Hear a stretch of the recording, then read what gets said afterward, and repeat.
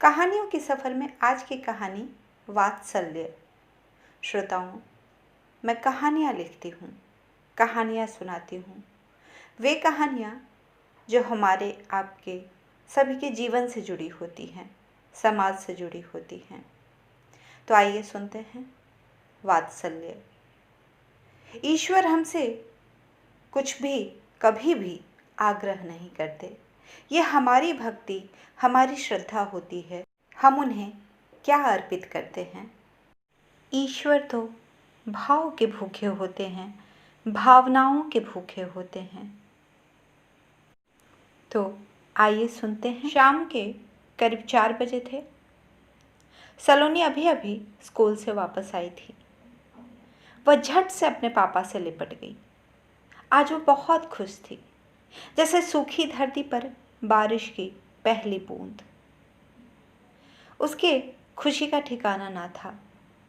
गांव से शहर आकर स्कूल जाएगी, ये उसका सपना आज साकार हो गया था। पापा, आज स्कूल में बहुत मज़ा आया। रीना, मीना, चीकू, पीटू सभी आज स्कूल आए थे। आज मैंने सबसे दोस्ती की और ढेर सारी बातें सीख के आई हूँ आज। पापा उसके सिर पर हाथ फेरने लगे। बस बस, सारी बातें आज ही ख़त्म कर लोगी? जब देखो बक बक बक। बस आज के लिए काफ़ी है। सलोनी दौड़ती हुई गई, हाथ मुंह धोया और भगवान के सामने हाथ जोड़कर खड़ी हो गई। उसने चोर नज़रों से इधर उधर देखा। भगवान जी, मुझे ना आपके जैसा एक भाई चाहिए। यह उसकी रोज की दिनचर्या थी। सलोनी के घर के पीछे एक बगीचा था। रोज सुबह वह सैर किया करती थी। उस रोज भी, पापा देखो तो जल्दी, आओ ना पापा। उसके पापा दौड़ते हुए आए।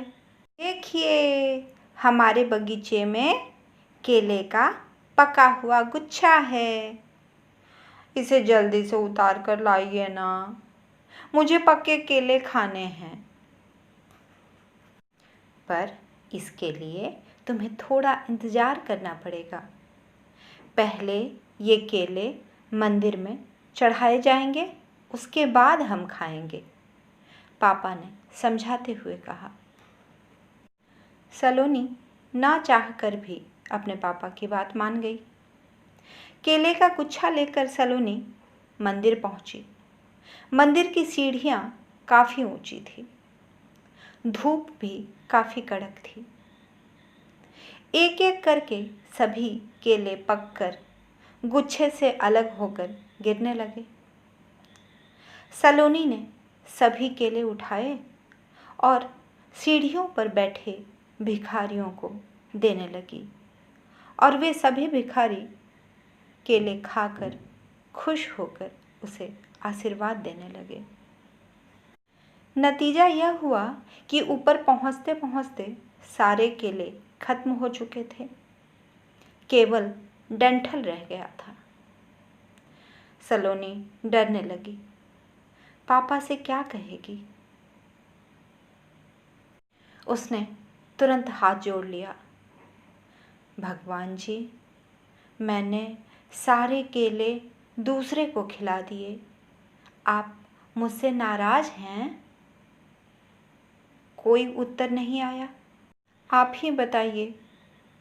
फिर कोई जवाब नहीं आया। तो नन्हा सा सलोनी का मन उदास हो गया। घर आकर सारी बातें उसने अपने माता पिता को बता दी। वह झूठ बोलकर बच सकती थी, पर उसने ऐसा नहीं किया। नतीजा, माँ ने उसे खूब डांटा। वह रोते रोते सो गई। सपने में उसके भगवान आए। सलोनी, आज तुमने बहुत अच्छा काम किया है। क्या फ़ायदा? मुझे तो डांट पड़ी ना, उस वक्त तो आप नहीं आए मुझे बचाने। भगवान मुस्कुराने लगे। मैं भी तो डांट सुनता था, गोपियों के कहने पर। सच्ची? सलोनी चहक पड़ी। और क्या, मेरी माँ भी मुझे बांध कर रखती थी। भगवान जी ने जवाब दिया।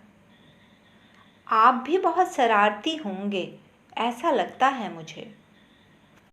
सलोनी ने नादानी में जवाब दिया। लो, बचपन तो होता ही है शरारत के लिए, पर आज जो तुमने किया ना, वो बहुत नेक काम था। डांट तो मुझे पड़ी ना, सलोनी ने मुंह बनाते हुए कहा। सलोनी को लगा कोई उसके सिर पर हाथ फेर रहा है। मेरे भक्त मुझे ढेरों फल, फूल, सोना, चांदी दान कर जाते हैं, जिनकी मुझे कोई आवश्यकता नहीं होती। क्यों ऐसा बोल रहे हैं आप? इतना तो आपने पहन के रखा हुआ है। भगवान जोर से हंसने लगते हैं। सच कहा तुमने, शायद यही वजह है। इसे रोकना होगा सलोनी। ना जाने भक्तगण कितने लीटर दूध चढ़ाकर चले जाते हैं, उतने में शायद कितने बच्चे स्वस्थ जीवन जी लेंगे। सलोनी, मेरा एक काम करोगी? ना ना, मैं अब और काम नहीं कर सकती। कल मुझे बहुत सारा मैथ्स का, साइंस का होमवर्क करना है। मेरे पास बहुत काम है। आप माधव से क्यों नहीं कहते? माधव कुछ काम नहीं करता है, उसे तो रोज डांट पड़ती है। कौन? घुंघराले बालों वाला? भगवान ने मुस्कुरा कर कहा। आपको कैसे पता? आप उसके भी मित्र हैं? सलोनी, मैं जो काम तुमसे कह रहा हूँ वो सबसे नहीं हो पाएगा।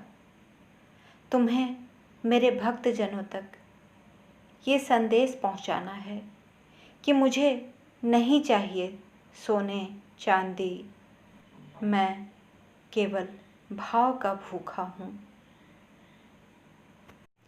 मेरा यह संदेश लोगों तक पहुँचाओगी ना सलोनी? अब आप इतने आग्रह से कह रहे हैं तो मुझे करना ही पड़ेगा। तब तक भोर हो चुकी थी। सलोनी के पिता उसे जगा रहे थे। उसने आंखें मलते मलते चारों तरफ देखा, कहीं कोई नहीं था। हाँ, उसके पास एक मोर पंख रखा हुआ था। बस इतनी सी थी ये कहानी।